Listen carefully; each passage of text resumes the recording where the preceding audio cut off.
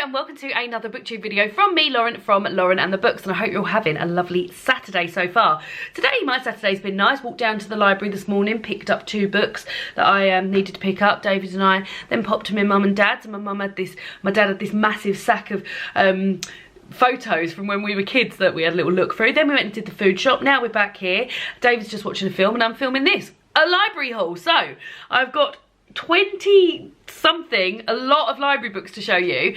I'll explain to you my relationship with the library, because I love the library. I've been a library goer since I was a young child. My mum used to take me there every night after school when I was in primary school, and we used to go there, not every night, I feel like it was every Wednesday, but like it was regular.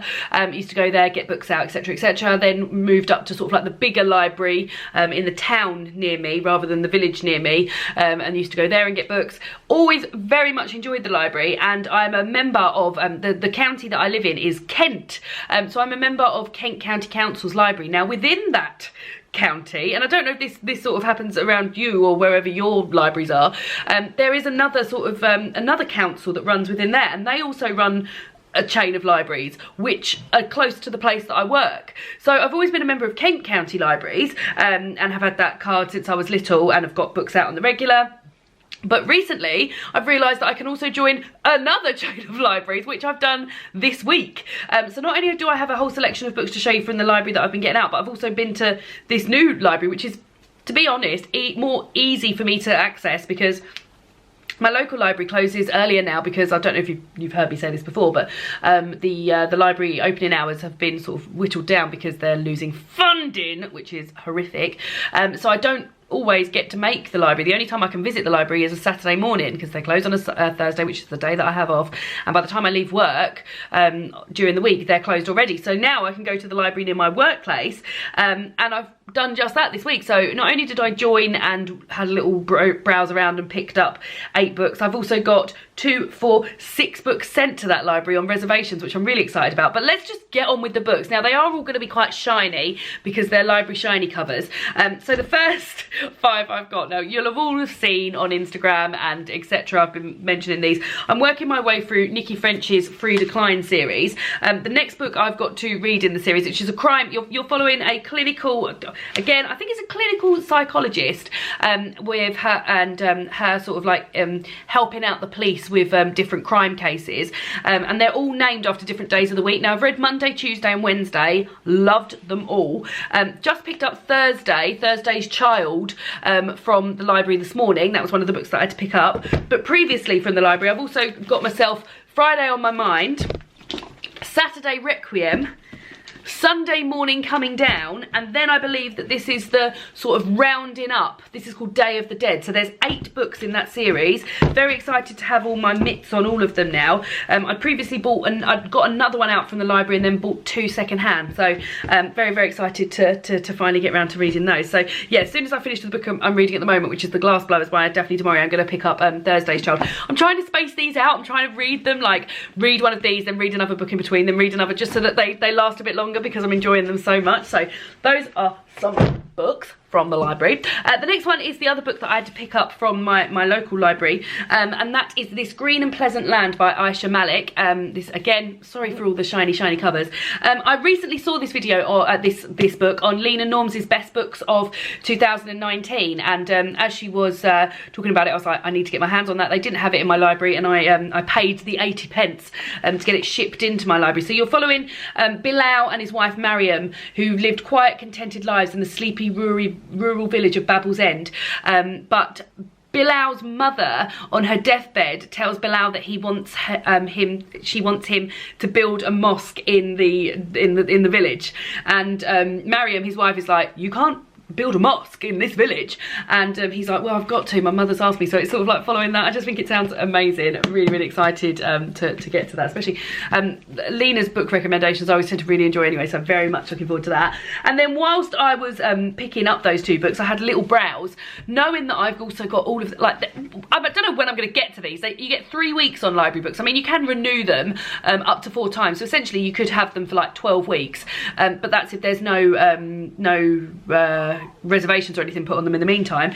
But as I was browsing, I saw this and I couldn't not pick it up. So this is the Missing Lynx, and this is the past and present of Britain's lost mammals. So this is something that I started thinking about. Mercedes and Johnny, her boyfriend, came to visit David and I when we lived in our old flat, and we went to a place called Wildwood in Canterbury, which celebrates species of animals that would have been native to this country if we hadn't have built and fucked everything over. And this says here, Britain was a very different place 15,000 years ago, homes to lions, lynx, bears, wolves, bison and many megafauna. But as climate change and human population expanded, most of Britain's largest mammals disappeared.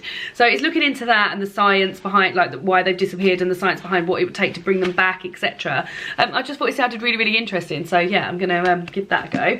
And then the last two are two that I've previously got into the library because I've heard other people talk about them, and I've been meaning to read them, and I need to read them because these have been renewed once. So yeah, I need to read these soon. So the first one is Expectation by Anna Hope, and I heard Mercedes talking about this, and you're following three girls, Hannah, Kate and Lisa, and their lives. And I believe that they went to university in Canterbury, which is where I went to university, so there's a lot of sort of Canterbury university talk. But yeah, I love sort of things like this. Guess coming of age, maybe we would call that. So very much excited about that. And then I heard Emma from Drinking by My Shelf talking about The Farm by Joanne Ramos, which has also been picked for a Radio 2 book club, and it's about, I think it's about it's like a using women. The Farm is like a luxury, almost like a spa, like a luxury retreat for people who want to have who have a baby and then give it away. So yeah, it's looking interesting, and it's told from the perspective of an immigrant, and her wanting to have a better life for herself. So yes, really exciting books. Now the next ones are from the library that is near my workplace, and I'll go through the ones that I picked up when I joined and browsed. Oh, it was so exciting when I joined. The woman that I joined with, she was asking me my email address and everything. My email address is laurenandthebooks@gmail.com, and she was so excited that my email was book related. And I said to her, oh, do you ever watch BookTube? And she said, no, I've never watched it. So I thought, you must watch BookTube. You're a librarian, imagine. She loves books anyway, and then finding, that's what it was like for me when I found out that there was this whole corner of the internet that was dedicated to books. So these are the ones I picked up while I was browsing. A few of them, I'll be entirely honest, like sort of cover pickups. I was just like, that's exciting. Or maybe like I'd heard them mentioned on someone's channel before but didn't really know the ins and outs of them. But the first one is a cookbook, and that's Ellie Pear's Let's Eat by Ellie Kirshen. Now, you may know that I have had one of these other, another book by Ellie Kirshen sent to me by the publisher called Greener, and I very much enjoy that book and enjoy her sort of style of cooking a batch of something and then applying that to something else. So I've done it before where I did like a batch of like harissa butter beans, and then you can put like, so you've got like this massive batch of them, freeze them, whatever, and then you can have harissa butter beans on toast, or feta baked in harissa butter beans. So it's that sort of style of food. But one of our favourite things that we enjoy making out of that Greener book, which we actually had this morning for breakfast, is jalapeno brined eggy crumpets. So you mix like the brine out of a jar of jalapenos with eggs, and then put the crumpets in them so it soaks it up, and then fry the crumpets off, bit of avocado on top, coriander, lovely, absolutely lovely. So this is her second book. I think it's her second book. I don't know if she's got a little, there's nothing else to say that she's had other books. Let me have a look. It doesn't say, but very much in the same sort of style. So for instance, it starts with a freeze for ease section where you can make something. And that previous book, Greener, was vegetarian. This is pescatarian, but not in a way that there's loads and loads of fish in here. I've just noticed that there's a few little things in here. So I've just seen something for spicy prawn tostada. So there's a few little things in here. But yeah, I need to have a proper good look through this. But I really, really like the food photography in this and the plates and things like that. 5 spice smoked tofu nuggets.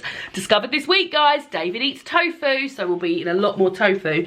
Maybe 5 spice smoked tofu nuggets sounds amazing. Roasted butternut squash. So for instance here, roasted butternut squash, and then you can use that as a pasta sauce with ricotta, spiced squash and coconut soup, bruschetta with feta and pumpkin seeds. So it tells you what to do with the butternut squash, and then it will give you the 3 ways in which you can apply it to a dish. Very, very good, very lovely, and everything I've eaten out of the other book that I made has been delicious, so looking forward to getting into more of that. Then I picked up City of Girls by Elizabeth Gilbert. I've only ever read Eat, Pray, Love by Elizabeth Gilbert. Is that the person? Yeah. And that was non-fiction. I believe this is fiction. And it said that it's set in the summer of 1940, and 19-year-old Vivian Morris arrives in New York with her suitcase and sewing machine, exiled by her despairing parents. Although her quicksilver talents with the needle and commitment to mastering the perfect hair roll have been deemed insufficient for her to pass into her sophomore year of Vassar, she soon finds gainful employment as the self-appointed seamstress at the Lily Playhouse, her Aunt Peg's charmingly disreputable Manhattan Review Theatre. Lovely. So yeah, that sounds exciting. So I really like this front cover as well, with that lovely feathering. Now this one I already know has got 2 reservations on it, so if I'm going to get to it, I need to get to it soon, because I've been checking online on the online library system, and it says that it's got 2 reservations on it, so need to read this soon if I'm going to read it at all. And that's The Familiars by Stacey Halls. To be honest, I was drawn in by this cover. Now I have heard about this on other people's channels, but I was drawn in by the cover. Lancashire 1612. Fleetwood Shuttleworth is 17-year-old, married and pregnant for the 4th time. But as mistress of Gawthorpe Hall, she has no living child, and her husband Richard is anxious for an heir. When Fleetwood finds a letter she isn't supposed to read from the doctor who delivered her 3rd stillbirth, she is dealt the crushing blow that she will not survive another pregnancy. Then she crosses paths by chance with Alice Gray, a young midwife. Alice promises to help her give birth to a healthy baby to prove the physician wrong. So it's about witchcraft. As Alice is drawn into the witchcraft accusation that are sweeping the northwest, Fleetwood risks everything by trying to help her. But is there more to Alice than meets her eye? Oh God, this sounds exciting. Soon the 2 women's lives will become inextricably bound together as the legendary Pendle witch trials approach, and Fleetwood's stomach continues to grow. Time is running out and both of their lives are at stake. That sounds well good. Exciting. Then another one that has appeared on quite a few people's top books of 2019, and that's Lanny by Max Porter. I'm sure you've heard a lot about this, but this is about it's got like a series of people in there. You follow Dead Papa Toothwort. I couldn't think of his name. I mean, that's not a name that sort of comes to your brain at the beginning. And he becomes, I think he's sort of like in love with one of the in love with a young lad, and he thrives on people's like pleasure and misery. I think that's the vibe of it, but it looks very sort of experimental. It's got lots of like windy lines and things like that, and yeah, be interested in giving that a go. And I've got 2 books that I picked up because I'd read a book by this author before. I think Mercedes had got me this book for Christmas or birthday once before, and I read the book and quite enjoyed it. And I saw, and her books are very much, they all look this sort of same. So the books by Tessa Hadley have this sort of like white bit at the front, white bit at the top, and then a nice bit of like a picture or a photograph or something. Here, so this one's called Late in the Day, and this one's called Bad Dreams. I haven't read either of them, I don't think. I can't remember the name of the one that I'd read. Let me have a look. I think it was called The Past. I think it was called The Past. But this is Late in the Day. I won't read the full, do you know what? I won't read the full thing. I'll just read this top bit so that we sort of get an idea of it. Alexandra and Christine and Zachary and Lydia have been close friends since they first met in their 20s. 30 years later, Alex and Christine are spending a leisurely summer evening at home when they receive a call from a distraught Lydia. Zach is dead.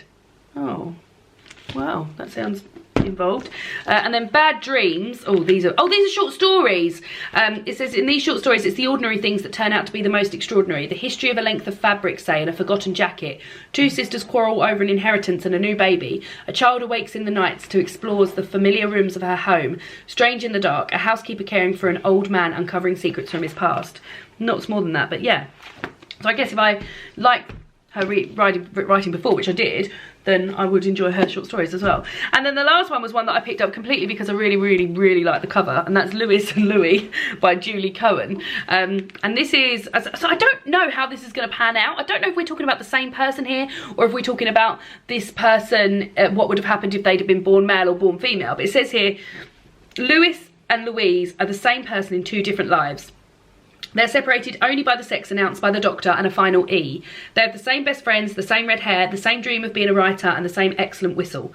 They both suffer one catastrophic night with life-changing consequences.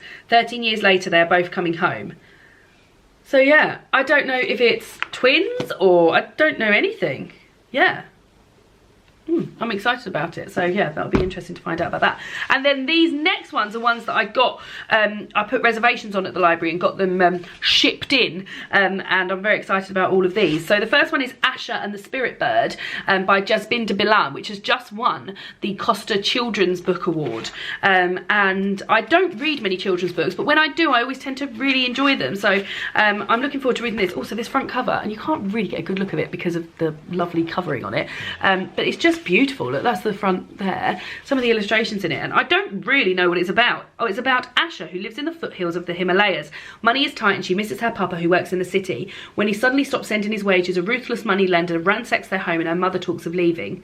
From her den in the mango tree, Asha makes a pact with her best friend Jeevan to find her father and make things right. But the journey is dangerous. They must cross the world's highest mountains and face hunger, tiredness, even snow leopards. And yet Asha has the unshakable sense that the spirit bird of her grandmother, her Nanaji, will be watching over her. So yeah, it actually says try it.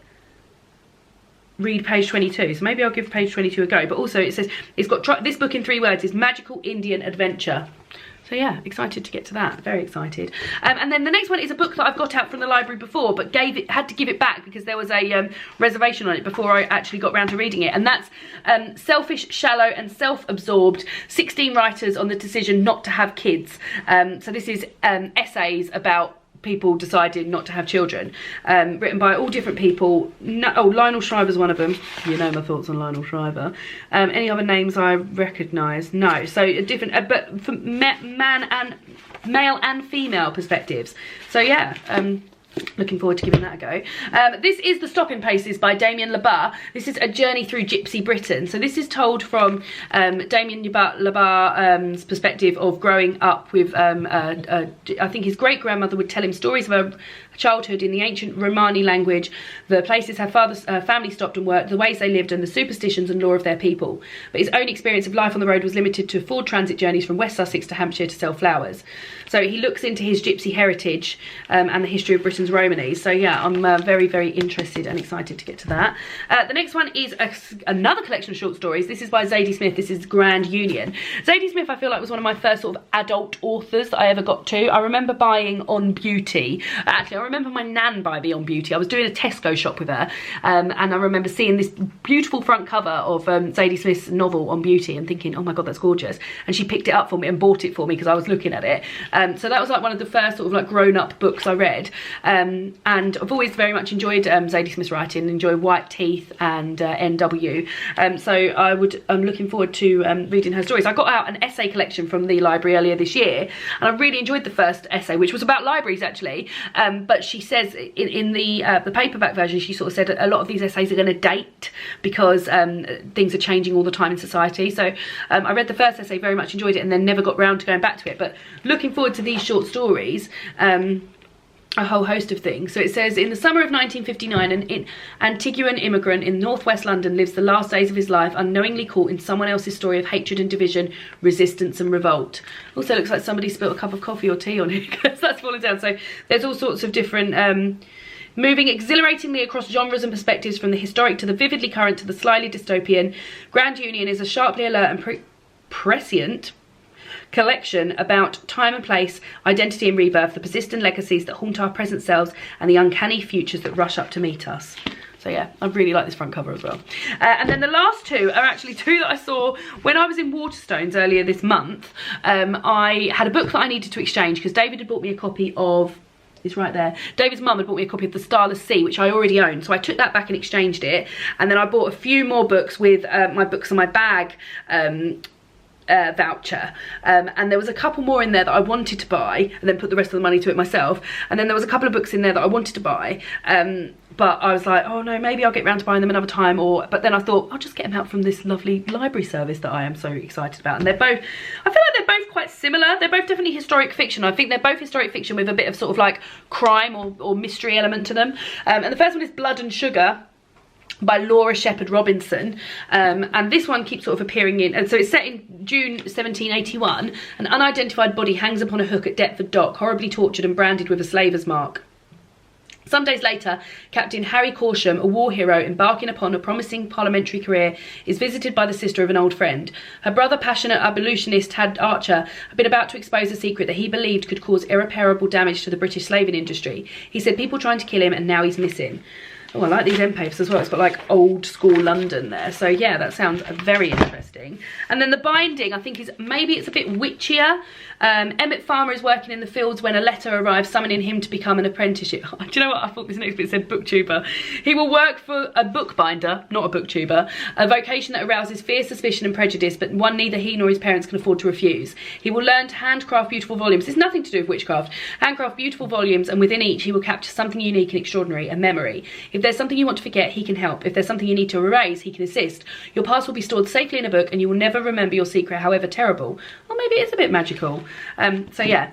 So those are all the books that I have got out from the library. I mean, I'm so excited. Like, all of them sound so exciting, but realistically, I'm not going to get to them anytime soon. But if you had to prioritise any of these books, or if you've read any of them and you think that I would really, really love them, please do comment down below. In February, you may have noticed or heard or seen, I'm taking the month off of BookTube, and I'm not picking myself a TBR, so I'm literally just going to be reading whatever's on my shelves, things that I get out from the library, just as I fancy. And I've put a hiatus on my workbook club and my online book club as well. My Patreon book club is still running, and we're going to be reading actually the Confessions of Franny Langton, which is very exciting. If you fancy reading that and chatting along with that in a book club, then do check the Patreon link down below, because my Patreon book club is $5 a month, and we have a lovely time. It's really nice. We chat about a book at the end of each month via a live show, and I just love it.